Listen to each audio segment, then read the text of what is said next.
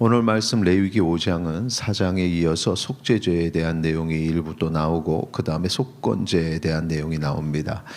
1에서 4절까지의 내용을 보면은 속죄죄가 필요한 특별한 예들이 나옵니다. 이미 앞에서 속죄죄를 언급할 때 계명을 범하면 거기에 맞는 이제 속죄죄를 드리게 돼 있었는데 5장에 와서 아주 구체적인 어떤 특별한 예들이 주어지고 거기에 따르는 속죄죄는 어떻게 드려야 되는지를 설명하고 있습니다. 1에서 4절까지의 내용을 정리해서 말씀드리면 저주하는 소리를 듣고서도 증인으로 진술하지를 않거나 또 부정한 가축과 곤충의 사체와 같이 부정한 걸 만졌을 때 또 성경에서 부정하다고 말하는 것들 그러기에 또 부정한 사람과 접촉했을 때 경솔하게 맹세하고도 잊어버리는 경우 그건 거짓말이 되었기 때문에 이제 이런 경우에 속죄죄가 필요하다는 것입니다. 5절과 6절 우리 같이 읽도록 하겠습니다. 이 중 하나에 허물이 있을 때에는 아무 일에 잘못하였느라고 자복하고 그 잘못으로 말미암아 여호와께 속죄죄를 드리되 양떼의 암컷 어린 양이나 염소를 끌어다가 속죄죄를 드릴 것이요 제사장은 그의 허물을 위하여 속죄할지니라. 아멘. 여기서 지금 말하는 예의 내용들을 보면 계명을 범했다라기보다는 뭔가 접촉을 했다 그리고 실수로 맹세를 잊어버렸다 할 수 있는 것인데 그런데 그럼에도 불구하고 여기에서 잘못하였노라 자복하라 라고 5절에서 얘기하고 있습니다. 그러니까 우리가 잘못했다는 것은 의도적인 것뿐만 아니라 우리가 실수한 부분까지도 잘못을 인정하는 것이 중요하다라는 사실을 알 수 있습니다. 그리고 속죄죄 드릴 때 암양과 염소를 드리라고 했습니다. 그런데 가난한 경우가 있습니다. 가난하면은 이 양과 염소를 구입할 수가 없죠. 그럴 때에는 7에서 10절의 내용을 보면은 비둘기로 대신 할 수 있습니다. 그러면서 비둘기로 예물을 드릴 때는 이렇게 드려라 하고 내용이 10절까지 기록이 되어 있습니다. 그런데 비둘기조차도 살 수 없는 극빈한 사람들이 또 있죠. 그럴 경우에는 고운 가루 10분의 1 에바를 그 위에 기름과 유황을 첨가하지 않은 상태로 제사장에게 가져와서 그렇게 불사르는 소제를 또 드릴 수가 있는 것입니다. 그것이 11절에서 13절까지의 내용입니다. 그 다음에 이제 14절서부터는 속건제에 대한 내용이 나옵니다.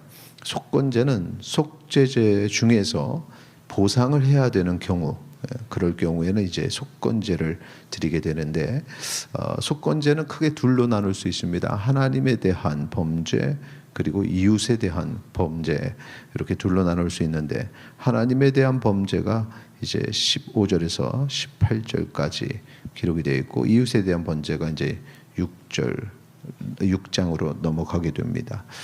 자, 15절에서 18절 내용을 좀 정리해서 보면은 하나님께 범죄한 내용의 가장 첫 번째 15, 16절의 내용은 하나님의 성물을 취하는 경우입니다. 하나님의 것을 취한다는 것인데 그럴 때는 이제 제사와 더불어서 또 배상을 하게 되죠. 그래서 16절 말씀 우리 같이 읽도록 하겠습니다. 16절입니다.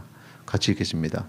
성물에 대한 잘못을 보상하되 그것의 5분의 1을 더하여 제사장에게 줄 것이요 그 제사장은 그 속건제의 순양으로 그를 위하여 속죄한즉 그가 사함을 받으리라. 아멘. 예. 여기 보니까 성물의 가치의 5분의 1에 대한 또 벌과금이 있죠. 20%의 벌과금을 주어야 한다 하는 것이고 그 다음에 이제 17, 18절에 보면 여호와의 계명을 범했을 경우가 있습니다. 여호와의 계명을 17절 보시면은 17절 같이 보겠습니다. 같이 있습니다. 만일 누구든지 여호와의 계명 중 하나를 부지 중에 범하여도 허물이라 벌을 당할 것이요. 부지 중에 알지 못하는 가운데 앞에서 얘기했던 속죄제 5장에 나와 있는 속죄제의 내용들이 다 그렇게 어떤 실수하는 내용들이 있었는데 여호와의 계명도 그렇게 여호와의 것도 실수로 취하게 되고 그런 실수를 범하는 것도 죄악이다라는 사실을 알 수 있습니다. 이웃에 대한 범죄가 이제 6장에 나와 있는데 그것도 잠시 이제 언급을 하게 되면 그것을 이제 인정을 해야 되고 똑같이 20%의 배상이 주어지게 됩니다. 오늘 이 말씀을 통해서 우리가 기억해야 될 것 중에 하나는 바로 이것입니다. 의도치 않은 실수들도 죄다라는 사실. 실수로 죄를 지었을 때 그 실수를 인정하는 것 정말 쉽지 않습니다. 내가 죄를 짓고 거짓으로 죄를 짓지 않았다 하다가 발각됐을 경우 어쩔 수 없이 죄를 인정하게 되는데 실수할 경우는 끝까지 자기에 대한 입장을 흐트러뜨리지 않고 계속해서 죄가 아니다라는 생각을 하게 되죠. 죄인임을 인정하는 것 참으로 중요한데 특히 나의 실수까지도 인정할 수 있는 그런 믿음과 신앙이 우리 가운데 있기를 소망합니다. 구원을 받기 위해서는 죄의 고백이 있어야 되는데 죄의 고백이라는 것은 지은 죄에 대한 고백뿐만 아니라 내가 죄를 실수로 저지르지 않았는가 돌아보는 것까지 다 포함한다는 사실을 오늘 말씀을 통해서 우리가 알 수 있습니다. 그리고 그것을 되돌려 놓을 때는 하나님 앞에 제사를 지내는 것 뿐만 아니라 실제적인 어떤 갚음도 있어야 된다는 사실도 언급을 하고 있습니다. 조건 없이 우리 주 예수 그리스도께서 보혈을 흘리시고 우리의 죄를 사하여 주셨습니다. 그런데 거기서 끝나면 안 되죠. 우리가 그 은혜, 한량없는 은혜, 갚을 수 없는 은혜, 그러나 그 은혜에 감격하여 살아가면서 그 은혜를 갚고자 노력하는 우리의 모습이 있기를 소망합니다. 그것이 참으로 용기 있는 사람들의 신앙 생활인 것입니다. 해도 안 되는 것입니다. 하지만 우리의 마음의 자세가 받고 끝나는 것이 아니요 주를 위해 살려고 몸부림치는 그러한 모습이 있다면 그것이 아름다운 여호와께 드리는 제사가 될 것이고 그러한 사람을 하나님께서 기뻐하실 줄 믿습니다. 이 시간에 같이 기도할 때 바로 이 기도 제목을 놓고 기도하기 원합니다. 주님의 은혜, 한량없는 은혜, 오늘도 그 은혜 감사하며 살기를 원합니다. 다 같이 기도하시겠습니다.